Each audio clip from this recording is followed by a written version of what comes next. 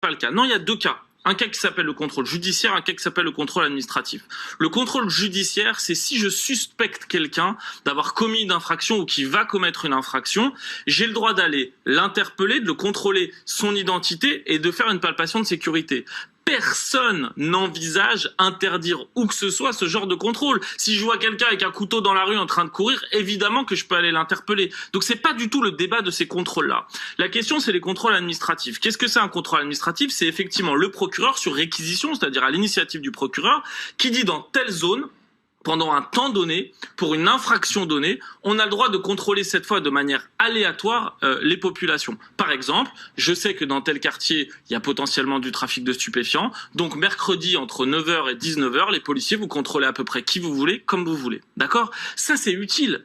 Le problème, c'est que depuis des années et des années, on a des rapports, notamment du Conseil national des droits de l'homme, notamment du Défenseur des droits, qui disent que ces contrôles qui devraient être aléatoires n'ont strictement rien d'aléatoire, et que c'est les mêmes populations qui sont toujours ciblées, et en moyenne, quand vous êtes un jeune noir et arabe, vous avez 20 fois plus de chances d'être contrôlé. Je vous donne un exemple extrêmement simple. Ça, c'était le rapport de Défenseur de droit en 2017. Exactement. Qui disait que les jeunes hommes perçus comme noirs ou arabes ont une probabilité 20 fois plus élevée que les autres d'être contrôlés. C'est le même rapport que je cite. Je vous donne un exemple très simple. Gare du Nord, ou par exemple à Châtelet et les Halles, vous avez à Paris, très régulièrement à Paris, dans la gare, ce contrôle sur réquisition du procureur qui est mis en place. La conséquence, c'est que si vous êtes un jeune homme noir et arabe, vous avez 20 fois plus de chances de vous faire contrôler. Ça veut dire qu'en gros, quand vous passez là-bas, à chaque fois, vous vous faites contrôler, on vous met contre le mur, on vous fait une palpation de sécurité qui est extrêmement humiliante, on vous bloque pendant 20 minutes alors que vous êtes peut-être en retard à votre travail, et vous devez repartir.